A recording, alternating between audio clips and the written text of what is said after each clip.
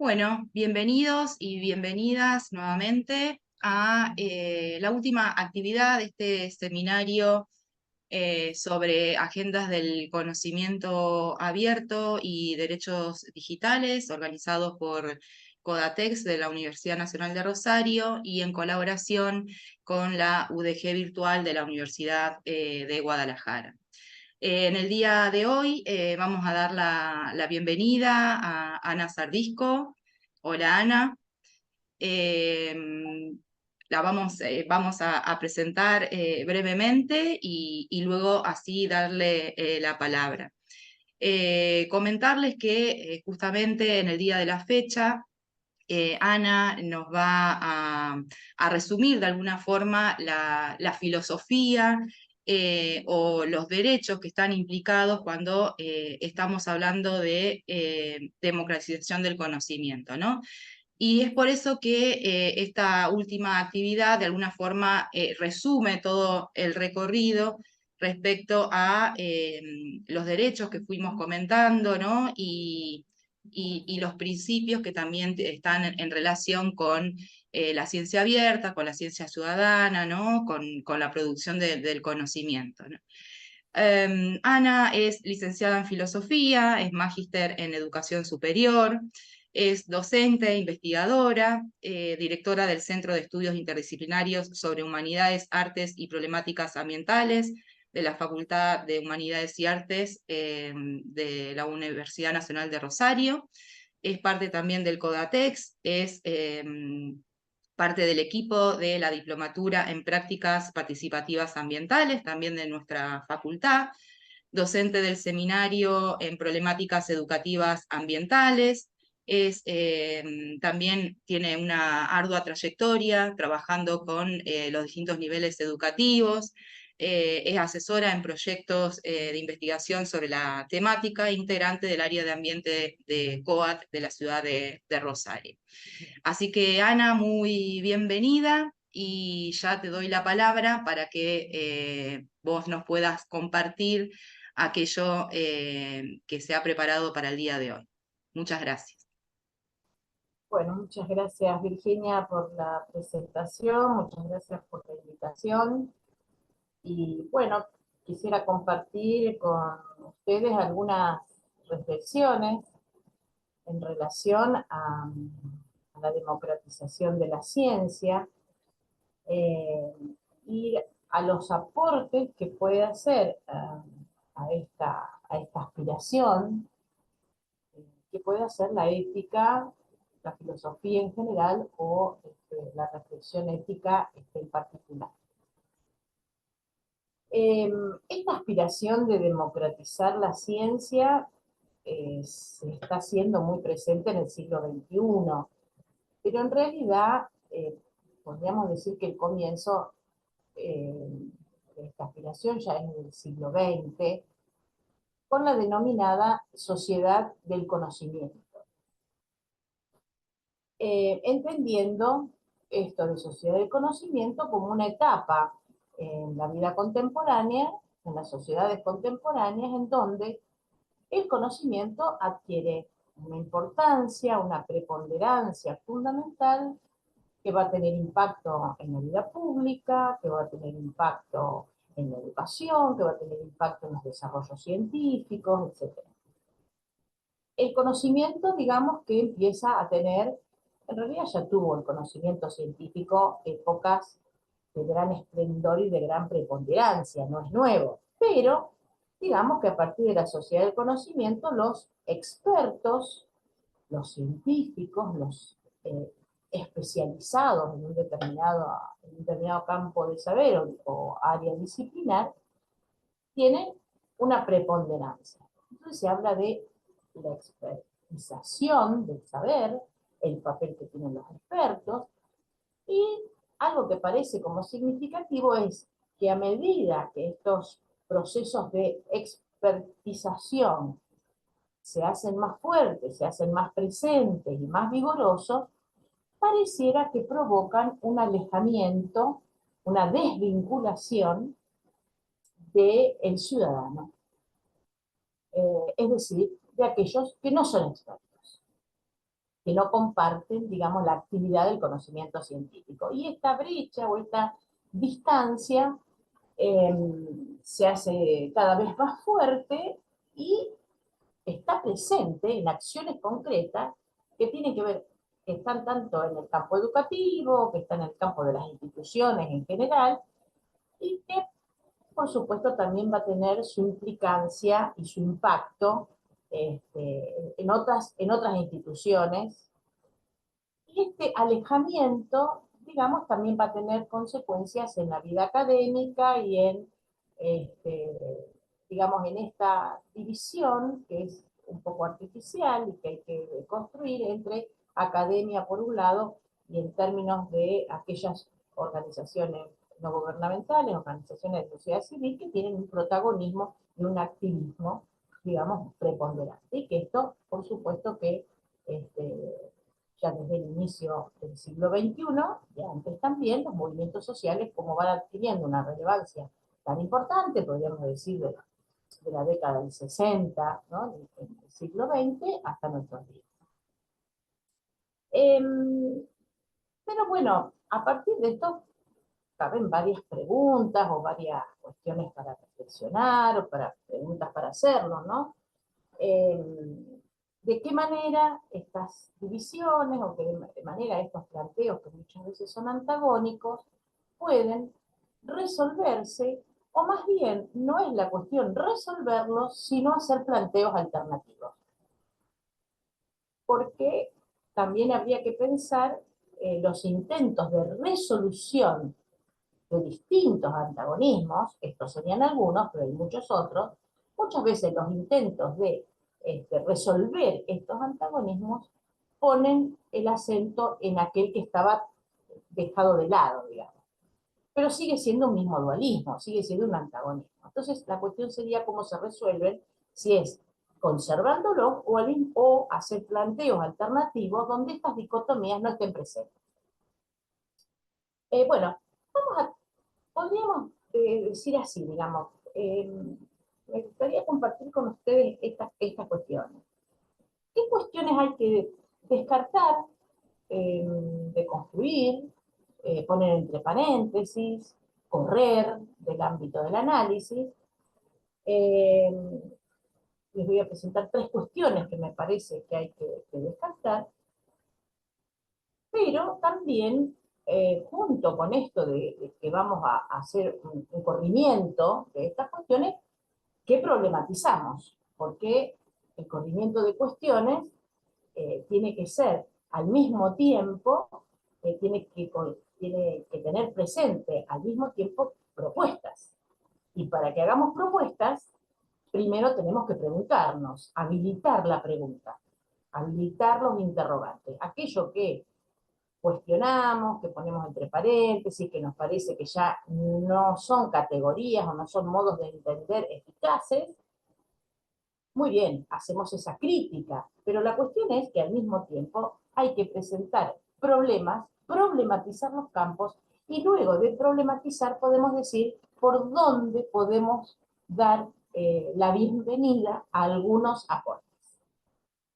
Empecemos con esto de qué cosas podemos cuestionar, o al menos poner entre paréntesis, o deslizar algún corrimiento.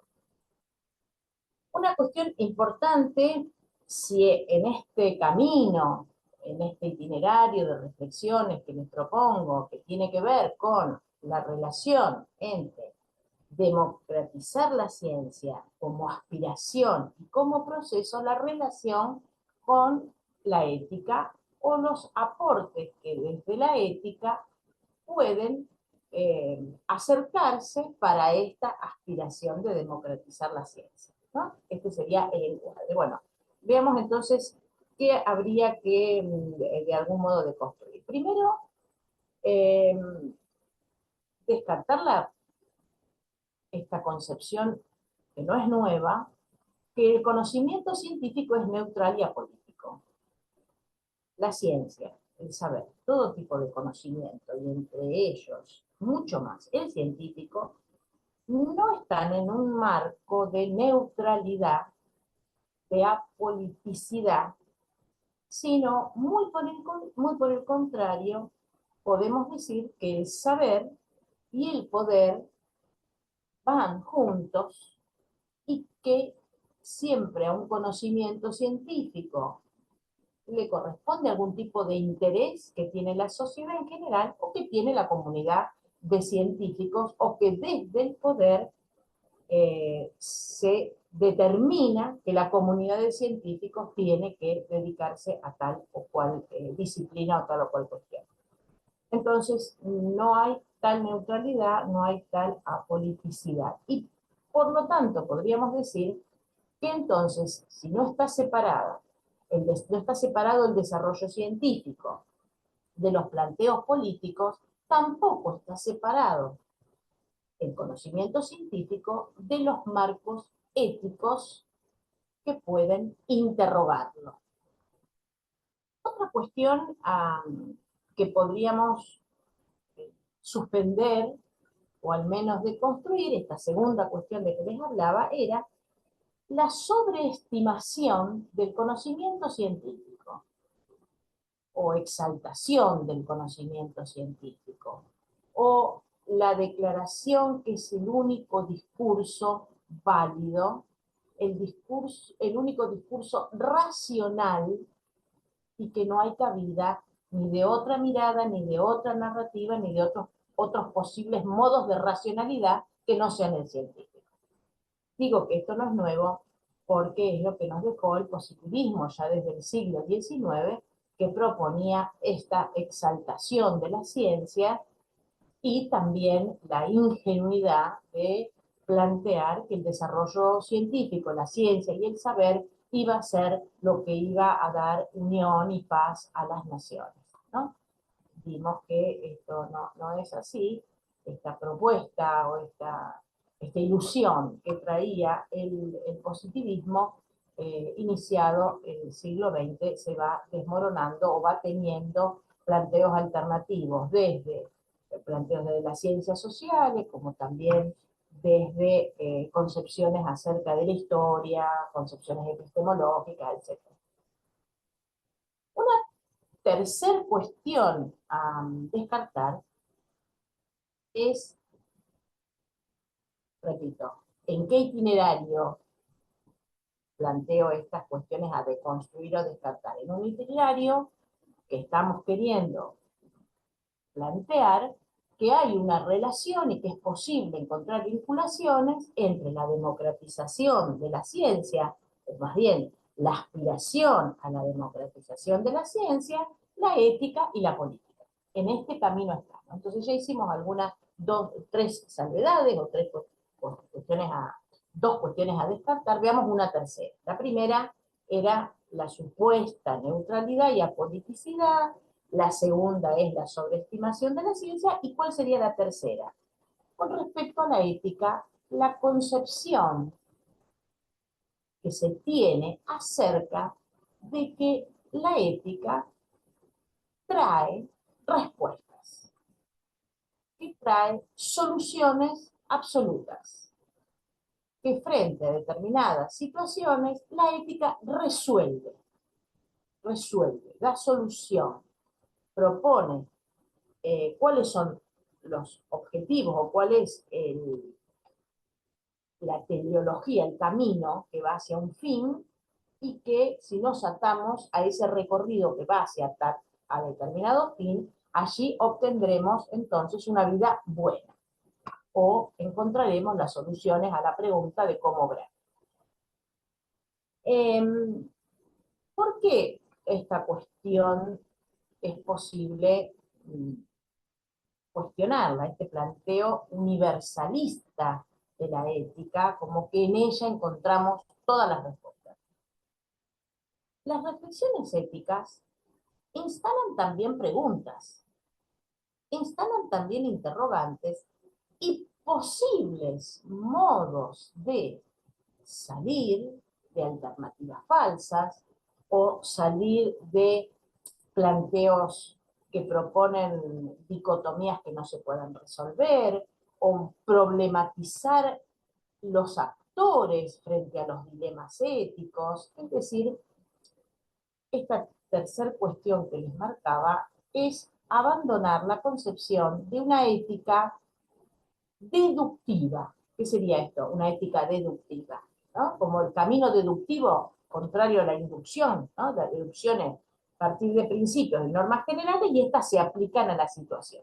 Es decir, la ética plantea normativas y soluciones generales y universales y yo con esas normas voy a las situaciones concretas y les voy a encontrar resolución. Porque partí de ese universalismo abstracto. Esto es, digamos, una concepción que se ha ido, bueno, que ha sido hegemónica, que se ha planteado y que han transcurrido varios siglos, ¿no? De este modo de entender las éticas, y entonces habría que cuestionar esto. ¿Es realmente un universalismo abstracto en donde tenemos que ir a buscar algunos elementos, algunos lineamientos para ver de qué manera se concreta esta aspiración a democratizar la ciencia? Es desde el escritorio, ¿no? De un ético, de un filósofo, desde dónde van a salir las normativas universales para democratizar el campo de la ciencia. Bueno, esta cuestión me parece que hay que poder correrla porque los planteos éticos contemporáneos tratan de salen de posturas que nosotros decimos innatistas. ¿Cuáles son las posturas éticas innatistas? Que plantean un innatismo. Es decir, aquellas que sostienen que la conciencia moral ya viene con nosotros, ya viene al nacer, está impreso en el origen, ¿no? Ya nacemos con determinados criterios y normativas y valores, podríamos decir la conciencia moral, porque la conciencia moral es una evidencia, es un hecho que todos, aunque contradictoriamente algunos piensen que es bueno tal cosa y otros piensen que es malo, hay una evidencia de que tenemos una conciencia moral incorporada. La cuestión es, ¿de dónde surge? ¿Cuál es el origen? ¿Cómo se construye esta conciencia moral? Y aquí están entonces las posturas innatistas o las empiristas. Las innatistas tienen que ver con esta ética deductiva de cuales les hablaba, que ya viene con nosotros, que ya están dadas, que son universales para todo tiempo y para todo lugar. Y entonces voy a echar mano al libro de soluciones que trae la ética. Bueno, esto hay que problematizarlo. Y entonces, ¿hay aporte posible desde posturas que no sean ni éticas deductivas ni innatistas? Bueno, creo que sí, y esto es lo que ahora vamos a seguir comentando. Bueno, vistas estas cuestiones a problematizar, descartar, correr, poder deconstruir, vamos ahora a cuáles son las cuestiones que hay que problematizar. Me parece que una de las cuestiones importantes es que si estamos hablando de la experticia, tendríamos que preguntarnos si la experticia se puede democratizar o es una contradicción en sus propios términos.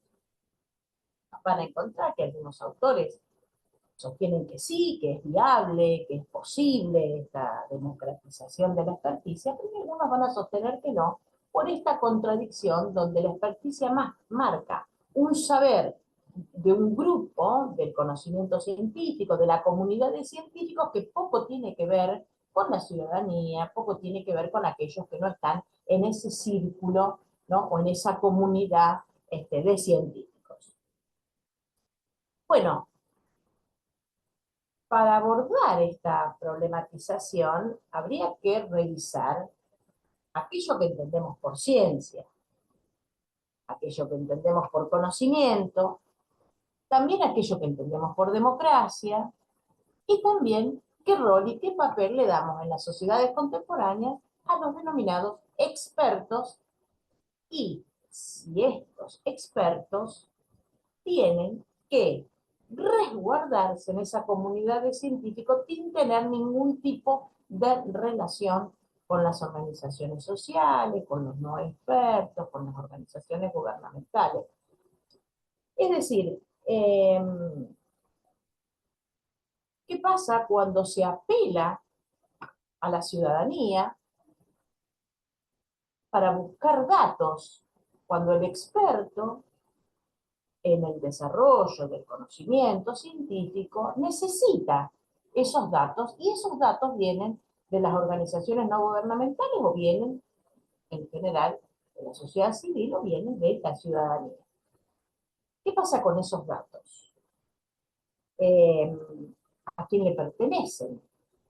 ¿Qué hacer con esos datos? El papel del ciudadano empieza y termina en aportar datos, o hay que hacer intervenir para que haya democratización, acciones que a este fin apunten a la democratización, pero en distintas etapas del desarrollo del conocimiento científico. Porque el conocimiento, decimos la ciencia es una abstracción, la ciencia. Lo que existe son los desarrollos científicos, lo que existe son las ciencias, no la ciencia. La ciencia. Es decir, podemos clasificarlas, algunas, y podemos encontrar problemas a resolver con una perspectiva científica que no corresponden a ninguna de las disciplinas, sino que más bien caminan por los intersticios, por los bordes de las disciplinas. Entonces, el planteo se complejiza más. No hay ciencia, hay ciencias, y hay recorridos de conocimiento científico que no son exclusividad de un campo disciplinar, por eso hablamos de interdisciplinariedad, transdisciplinariedad, multidisciplinariedad, etc. Bueno, entonces, esto de que es democratizar la ciencia, pensar en el desarrollo del conocimiento científico, ir a los pasos o las etapas de ese desarrollo científico, y más bien analizar en cada una de las etapas del desarrollo del conocimiento científico si esa expertise se aísla del ciudadano común, si los expertos se mantienen en esa nube, en esa burbuja, si hacen intervenir a la ciudadanía, con lo cual sería indicio de democratizar el conocimiento científico, pero si esa participación, primero si es real, porque sabemos mucho de participaciones y nombrarla participaciones que no son tales, ¿no? Primero, poder analizar de qué tipo de participación estamos hablando y si es real, y después en qué etapa del desarrollo del conocimiento científico, si es en esta sí, en esta no, en la cuestión de los datos sí, pero en la toma de decisiones o planteo de soluciones, el afectado no va a estar ausente. Esto me hace acordar del desarrollo de los planteos éticos en el campo de la bioética, en donde sí interviene necesariamente el afectado, ¿no? El campo de la bioética sería ese campo de prácticas y saberes que empieza a configurarse como un puente entre las ciencias sociales y las ciencias médicas, con lo que supone, digamos, que este experto, que sería el médico, pueda escuchar al paciente, que el paciente tenga otro lugar y que el afectado pueda también decidir, deliberar, tener información para deliberar y poder deliberar para poder decidir y elegir. Es decir, hice este paréntesis poniendo como ejemplo de cómo los afectados, ¿no? El afectado o los afectados participan directamente en el proceso de toma de decisiones y planteo de soluciones. Por eso, un paciente frente a una observación médica y un planteo de cuál sería una solución, un diagnóstico o la solución, el paciente puede decir no, esa solución no la quiero, quiero otra o planteo otra alternativa. Bueno, volviendo a lo que estábamos, ¿no? ¿Por qué puse este ejemplo? Por esta cuestión, primero de que la participación tiene que ser real, y después que esa participación tiene que darse en todo un proceso, no solamente en la toma de datos, el análisis de los datos, la interpretación de los datos, de los hechos, sino después qué hacer con esos datos o con esos hechos. Muchas veces, en investigaciones de campo, en investigaciones de territorio, se toman datos, muy bien, datos, evidencias, hechos. Ahora, ¿qué hacer con estos datos y con estas evidencias que recogemos? ¿Comunicarlas? ¿Publicarlas? ¿Sí? ¿No? ¿Por qué? ¿Y de qué manera intervienen o si dan su consentimiento aquellos de los cuales recogimos, esa comunidad de la cual recogimos esos datos? Entonces la cuestión de los hechos de los datos es punto de partida, no la negamos, no la negamos. Ahora, ¿qué hacer con ellos? Acá viene una problemática de tipo ético. Eh, bueno, hablamos de problematizar, ¿no? Problematizar la primera cuestión, entonces, la cuestión acerca de si la experticia se puede democratizar. Esto que dijimos y de qué manera la democratización se encuentra en todo el proceso. Una segunda cuestión. ¿Qué hacemos con estas dicotomías que encontramos? Público, privado, académico, militante. Los llamados laboratorios han sido creados, me parece, que como espacios para salir de estas dicotomías. Y en ese sentido, son espacios que no son tradicionales, que son un desafío, son lugares apropiados para salir de estos espacios tradicionales que tenían que ver con la academia, por ejemplo, o espacios en donde se dan universitarios, se dan militantes, ciudadanos en general. Bueno, ahora, la cuestión a problematizar sería, si estos espacios intentan salir de esas dicotomías, hacen intervenir el análisis de las relaciones entre el saber y el poder. Porque estos espacios alternativos a los tradicionales son un desafío y son muy interesantes, pero no son neutros, no son desinteresados. Es decir, que van a estar atravesados, aunque sea una salida a los espacios tradicionales, no por eso van a estar exentos de las relaciones entre saber y poder.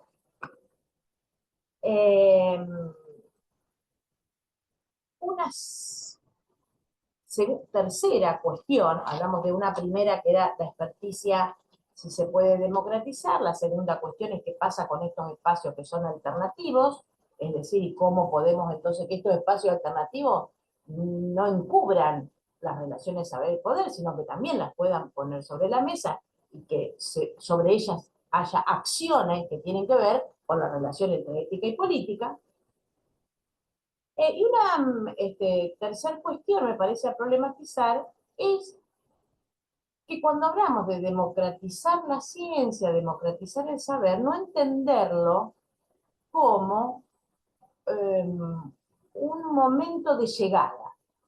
No es que llegamos al siglo XXI en donde la sociedad contemporánea llegó a la instancia de proponer y trabajar y estar actuando en ámbitos de democratización de la ciencia, sino más bien, o sea, no como un punto de llegada, en donde podemos decir ya llegamos o que nos falta un camino o que estamos a la mitad.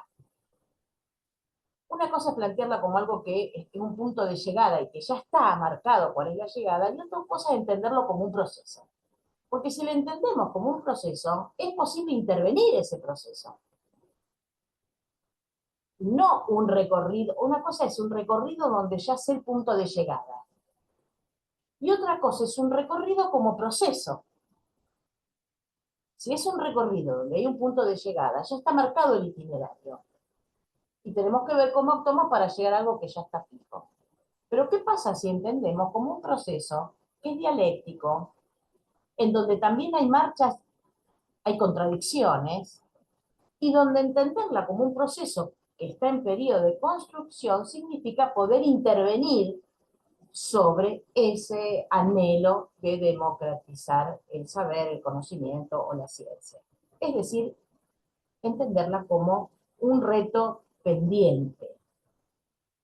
que podemos decir, no estamos en la misma situación del siglo XX, ni del siglo XIX, ni otro siglo, no es la misma situación, pero tampoco quiere decir que se ha llegado, quiere decir que hay un proceso, pero que todavía quedan muchas contradicciones a resolver en ese proceso en el cual estamos construyendo o queremos construir, o digamos que vamos a distintos campos a buscar elementos, herramientas, a modo de conceptos, de categoría, para ver cómo analizar ese proceso. Porque si es un proceso y se puede modificar, cabe la evaluación o la autoevaluación de aquellos que quieren estar involucrados o ser actores de ese proceso. Es decir, estar sometido a revisión crítica.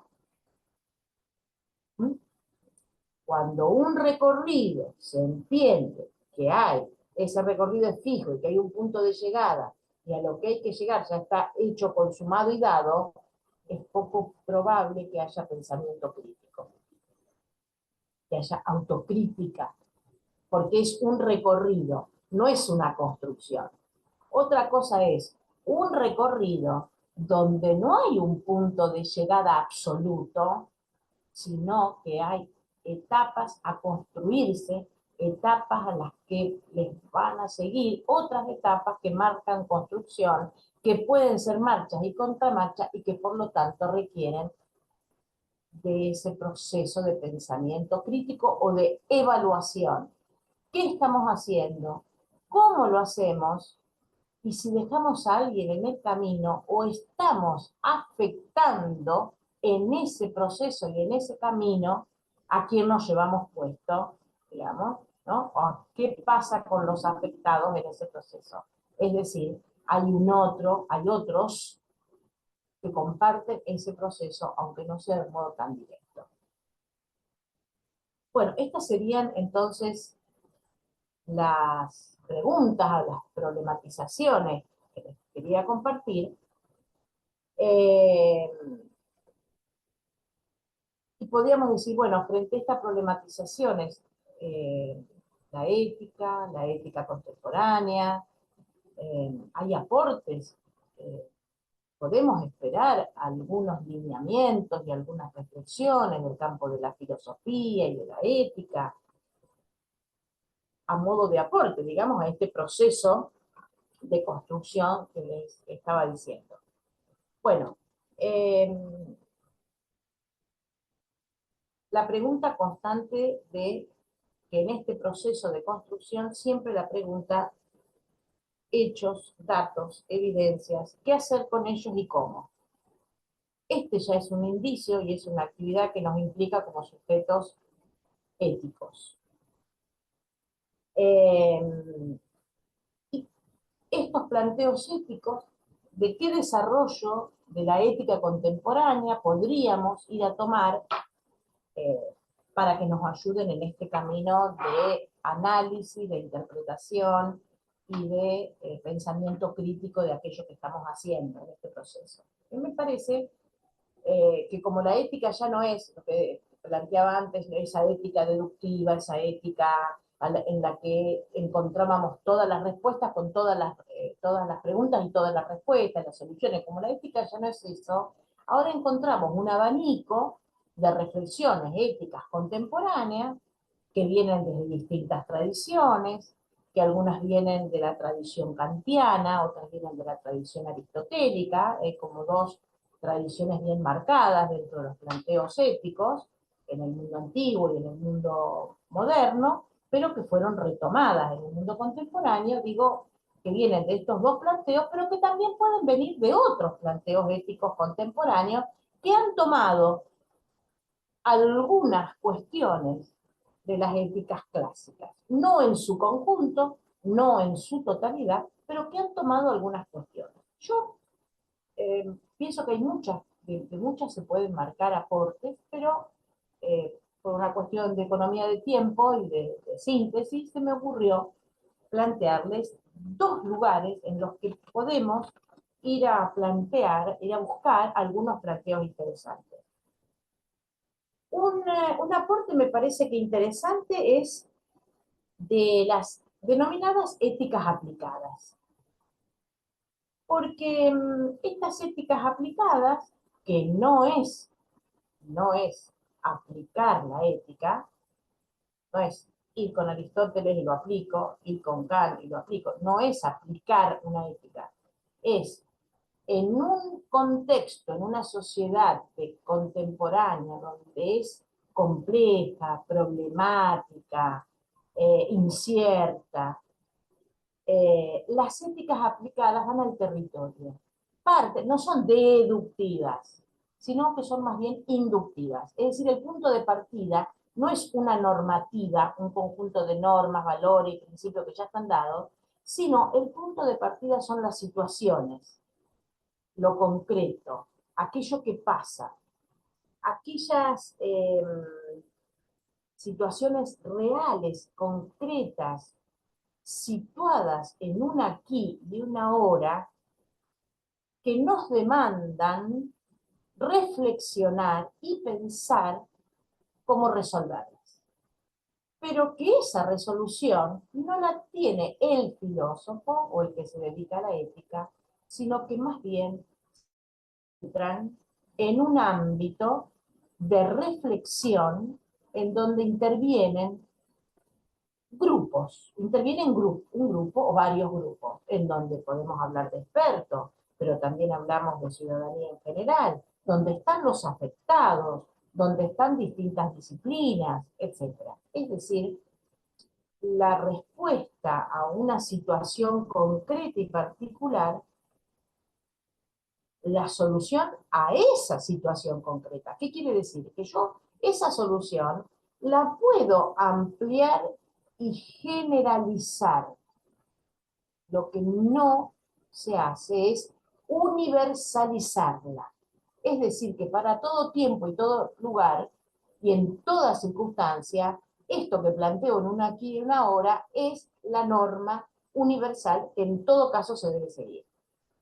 Si generalizar frente a estos problemas, frente a estas situaciones, yo puedo llegar a capas más de generalización, pero no universalización. Es distinto, ¿no? La universalización se aplica a rajatabla a toda situación.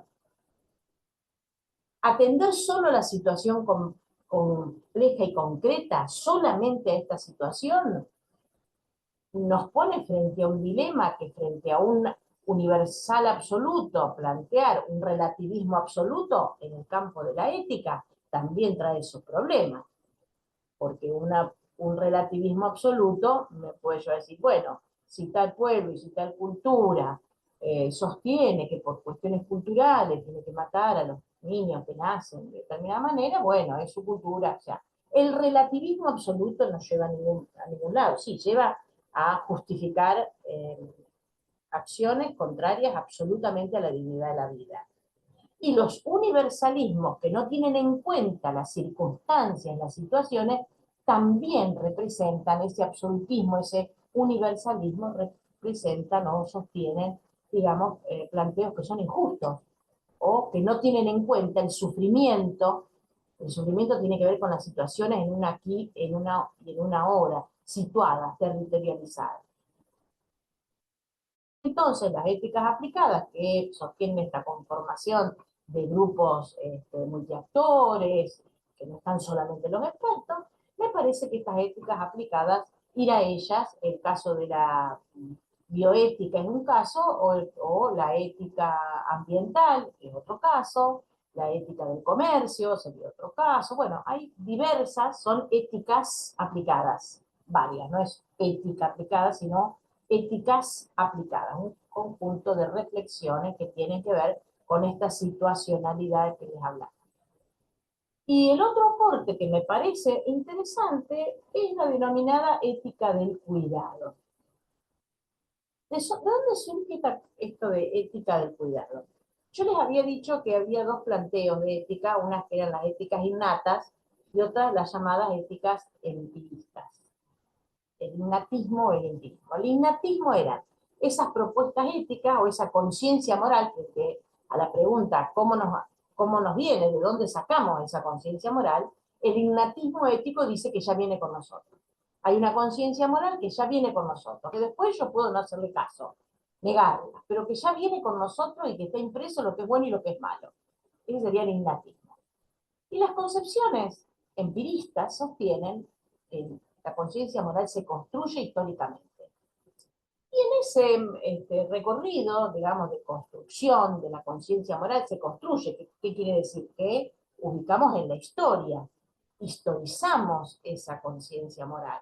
El innatismo las plantea en términos absolutos, descontextualizadas totalmente. Bueno, las empiristas apelan a esa construcción histórica. Y sabemos que cuando hablamos de construcción histórica, hablamos de condicionamientos de distinto tipo, condicionamientos epocales, ¿no? Condicionamientos sociales, culturales, ideológicos, etcétera, etcétera, etcétera.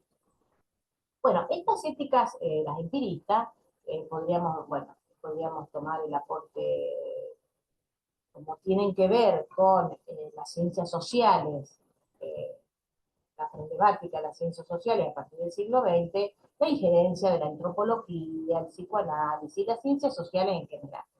Y toman, Piaget, en un caso de ética empirista, plantea cuando habla de la construcción de esta conciencia moral en relación a la construcción de las etapas del desarrollo del intelecto, ¿no? Todos conocemos más a Piaget por estas etapas del intelecto, pero también Piaget habla de cómo se construye la conciencia moral.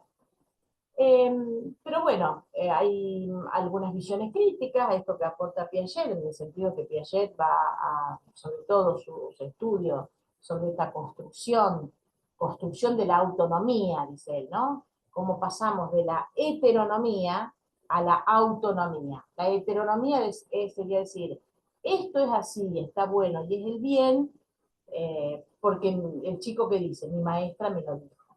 Entonces es la autoridad. Esta sería la heteronomía. O mis padres me lo han dicho, o Dios me lo dice, la religión me lo dice, entonces actúo así porque la autoridad está en tal lado y yo tengo que seguir ese criterio. Eso Piaget le va a llamar, ya lo toma de Kant, heteronomía. El principio está fuera de mí, lo pongo en otro, en el partido, en Dios, en donde, en cualquier lugar por fuera de mí. Y otros autores hablan de la autonomía, es decir, llegar a construir históricamente esta conciencia moral en relación a lo histórico, al proceso histórico, hasta que yo adhiera, no porque alguien me dice que está bien, sino porque encontré criterios por los cuales puedo fundamentar que esto es así. ¿Eh? Uno le pregunta al chico, ¿por qué no tenés que robarle las pinturitas a tu amiguito en la escuela? No, porque la maestra se enoja, ¿no? Nosotros, cuando decimos, ¿por qué algo sí o por qué algo no?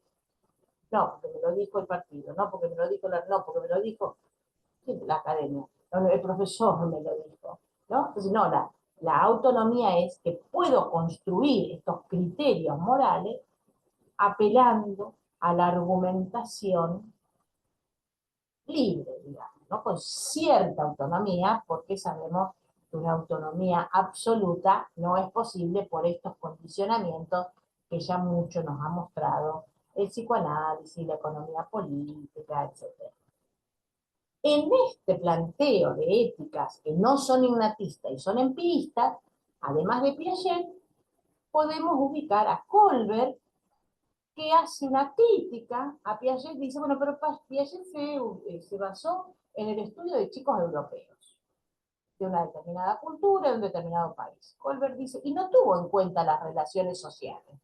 Entonces Kohlberg, un teórico estadounidense, va a decir, está bien esto de construir la conciencia moral, pero vamos a hacerlo atravesar por unas variables que tengan que ver con las relaciones sociales, porque esta construcción no es individual. Este es un aporte interesante, ¿no? Cómo se construye la conciencia moral, buscando esa autonomía, no es en solitario, sino son construcciones colectivas, ¿no? Entonces hay procesos sociales que están involucrados. Este sería Kohlberg, no vamos a entrar. Pero después viene, acá me interesa porque tiene que ver con la ética del cuidado, el aporte de Carol Gilligan, una feminista, es psicóloga, es feminista, es una intelectual destacada, eh, nace en 1936, y ella hace una revisión a Colbert diciendo que lo que Colbert ha elaborado es esos lineamientos de una conciencia moral que se construye socialmente en relación a roles, pero siempre son roles desde el patriarcado. Es decir, siempre hacen referencia a los esquemas normativos, a los esquemas valorativos, aquello que pone en valor un varón. Y entonces ahí viene el aporte de Gilligan, en sintonía con el aporte que ella hace al feminismo, en donde toma la experiencia de mujeres y cómo es vista, desde qué perspectiva relacional ven las mujeres las distintas demandas y situaciones concretas. Entonces, ¿qué va a plantear Gilligan, que me parece interesante? Que la propuesta no es desde el deber, aquello que se debe hacer, sino más bien desde los aspectos relacionales, sobre todo desde una perspectiva que van a aportar las mujeres. Aplicar la situacionalidad, el compromiso con los otros, con los demás, la empatía y el compromiso, un enfoque, dice ella, particularizado, alejado de todo tipo de abstracciones, que toma al cuidado como tema central. Pero el cuidado sería esta empatía, este estar atento a aquellos que podemos afectar. La ética del cuidado nos impone tener en cuenta el posible afectado de aquellas acciones que desarrollamos en un determinado proceso. Es decir, podemos volver a este proceso que decíamos del desarrollo de la investigación científica. En estas etapas, ¿qué pasa con los afectados, aquellos que podemos ocasionar un drama, un problema, una situación que no es justa? Esto del cuidado, tenemos que estar atentos a sacar la categoría de cuidado de la visión patriarcal del cuidado, es decir, las actividades que dentro del esquema patriarcal tienen las mujeres, por lo tanto, el trabajo del cuidado es de marginalidad y explotación. O sea, es la mirada femenina del cuidado, de la ética del cuidado que está centrada en la vida, pero ojo con esta categoría de cuidado porque hay que sacarla del esquema o el marco patriarcal, porque la actividad de cuidado siempre estuvo en manos de mujeres, pero no para reivindicar su mirada, sino para explotación. Bueno, ética del cuidado, el aporte de Carol Gilligan, que en realidad viene del aporte de Colbert, el aporte de las éticas llamadas empiristas, de las éticas contemporáneas que toman el psicoanálisis, que toman la antropología, que toman la sociología, y las éticas aplicadas como un campo de éticas propias del siglo, a partir del siglo XX se constituyen, empiezan a configurarse, que me parece que son dos lugares donde podemos ir a buscar. También podemos ir a buscar en la ética de la responsabilidad, también hay otros lugares. La cuestión es que en un lugar solo no vamos a encontrar respuestas y soluciones, porque soluciones y respuestas absolutas, primero que no las hay. Y si no hay respuestas absolutas, no hay Biblia, digamos, no hay catecismo, no sé cómo decirlo, no hay librito que tenga todas las respuestas. Me parece que entonces, si estamos en un campo de democratizar la ciencia, la problematización viene de la ética y de la política, porque la ciencia es un campo que es un cruce, eminentemente donde está el aspecto ético y el aspecto político. Cristina, hasta ahí, no sé si fue más tiempo de lo que... Sí, bueno, perfecto, Ana. Realmente ha cumplido de alguna forma con este objetivo de cerrar y abrir, ¿no? De ser un aporte de este encuentro para que sirva como disparador justamente para la reflexión respecto a esta ampliación también de derechos, cuando estamos hablando de las agendas del conocimiento abierto, de los derechos digitales, ¿no? Desde la importancia también en algún momento de no ser tan naif cuando estamos hablando justamente de la democratización del conocimiento, de que aún persiste, ¿no? Estas dimensiones del saber-poder, ¿no? En estas construcciones, así como estos procesos muchas veces que se llaman alternativos, como los laboratorios, pero también con procesos como los de ciencia ciudadana o los de algunos procesos de diálogo, ¿no? Que se están estableciendo y que en ocasiones justamente, o sea, me hizo acordar a, ahora justamente ha salido un proyecto sobre justicia, diseño justo, ¿no? En Pretoria, en relación a todo aquello que ha construido Sasha Constanza Koch, pero ahora también en otras latitudes, con otras agendas, como por ejemplo cómo construir también proyectos de inteligencia artificial con justicia, ¿no? Y cuánto nos queda también para estas construcciones, ¿no? Que en muchas ocasiones también necesitan empezar a colaborar de forma eh, menos disciplinar, con menos jerarquías disciplinares respecto a los afectados, respecto a los interesados que quieren participar de estos procesos, ¿no? Y dicho esto, y para ser coherente, ¿no? Con lo que vos estabas comentando, y para ir cerrando, ¿no? Si nos podrías compartir, ¿no? Como para esta última actividad y para que los y las participantes de este seminario también puedan seguir reflexionando, ¿no? Y pensando estas cuestiones, ¿alguna intervención o dos actividades o acciones que podríamos pensar justamente en el núcleo o en el ambiente educativo, sea secundario, sea del nivel superior, universitario, que sea coherente justamente con estas éticas aplicadas, con esta democratización de la ciencia, tal vez pensando en las currículas, pensando en extensión, en investigación? ¿Cómo o qué cosas se te ocurre de forma así concreta como para compartir? Eh, bueno, pienso en relación a instituciones educativas, que es donde me manejo y mi actividad se desarrolla en ellas. Eh, a mí me parece que, por ejemplo, hay una cuestión que tiene que estar presente en toda actividad que se desarrolle, que se planifique, tiene que haber un momento y una instancia que tiene que estar planificada y pautada para que haya una evaluación de la propia práctica. En un grupo de investigación, en un grupo de tareas, están pautados movimientos, pasos, todo lo que hay que seguir, todo está organizado, muy bien. El momento en donde hacemos un parate y analizamos lo que estamos haciendo, ¿dónde está? O esperamos que tengan resultados y los resultados que los evalúen otros. ¿Y la autoevaluación dónde está? Digo autoevaluación como no algo individual, ¿no? Digo grupal, pensando, por ejemplo, ¿no? En un desarrollo, en una actividad, en una instancia educativa, en la universidad, en la facultad, en los grupos de investigación. ¿Dónde están planificados como estrategia de gestión política? No librada al voluntarismo de un individuo, eso no.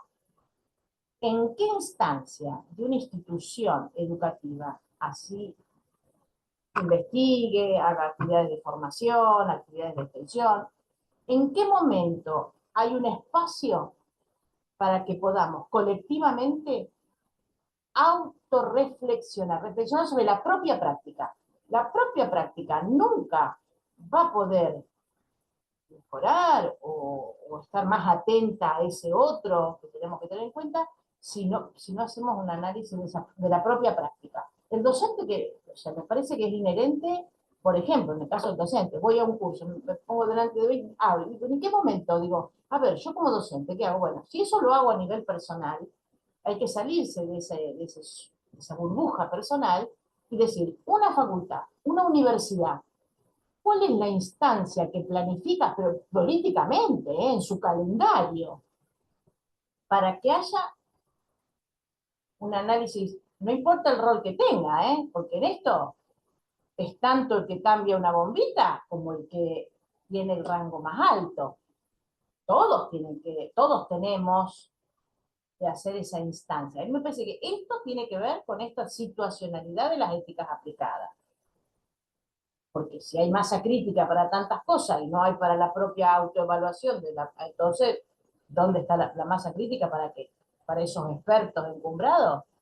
Ahí me parece que puede ser. Y después, bueno, esto, ¿no? Cada grupo, pienso que cuestiones de ética tienen que seguir, los grupos de investigación tienen que tener un protocolo, sin que la universidad se los imponga, porque de hecho hay una legislación en donde algunas investigaciones tienen que cumplir, inclusive hay una nota, tienen que firmar, no sé qué, pero es una formalidad. No, tiene que haber un protocolo, sobre todo porque estamos manejando con datos, ¿no? No de papas que se pesan, ¿no? Y entonces me parece que alguna cuestión que tenga que ver con un protocolo también tendría que haber. Algunas profesiones lo tienen, por ejemplo los bibliotecarios, que tienen mucho que ver con esto de cómo se distribuye, cómo se recupera la información, el saber y demás. En algunos países hay código, en el nuestro no, eh, pero en algunos países en Latinoamérica tienen códigos. No sé si los códigos también habría que pongo un poco en duda si esos códigos tan formales, pero bueno, algunas profesiones, quizás las colegiadas lo tengan. Me pregunto cuál es el espacio de las universidades, sobre todo las públicas, cuál es el espacio para que la reflexión ética y de las propias prácticas estén presentes con acciones políticas, ¿no?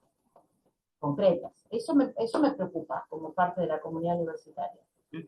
Sí, perfecto. Eso tal vez lleva cuando hablabas de quiénes son los datos, ¿no? Cuando estabas hablando de los afectados y de los actores que también se involucran en la recolección de los datos, la importancia de prever tal vez en este marco, ¿no? Del conocimiento abierto, de la ciencia abierta, instancias que sean protocolos o procesos sobre gobernanza de los datos, ¿no? Aquel que recolecta desde la universidad, pero también si está acompañado por sociedad civil o por otras organizaciones, después esos datos que no sigan, o sea, y si son parte también de un proyecto X, etcétera, como esos datos que también en la ciudadanía intervino, ¿no? Luego cómo se pueden reutilizar, cómo se pueden compartir, ¿no? Eso es sumamente importante para que cada proceso, cada proyecto, cada instancia, no solamente estamos hablando de la investigación, sino también de la gestión, de las distintas áreas, ¿no? Involucradas dentro de una universidad, dentro de un ámbito académico. Así que bueno, nuevamente Ana, muchísimas gracias.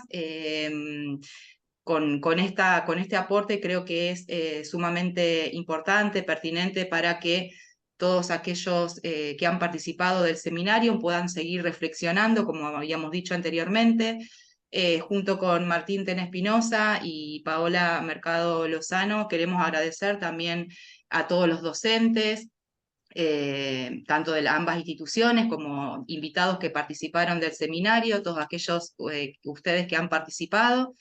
Y bueno, invitarlos a una próxima edición que seguramente tendremos el año que viene. Y bueno, seguimos entonces en esta, digamos, en este intento, pero también en esta acción, de alguna forma, por establecer ciertas políticas, ciertas acciones en relación a los derechos, ¿no? Que en esta sociedad tan compleja es sumamente seguir trabajando en ello y pensando y haciéndonos preguntas como nos aportaba Ana. Así que, bueno, muchísimas gracias.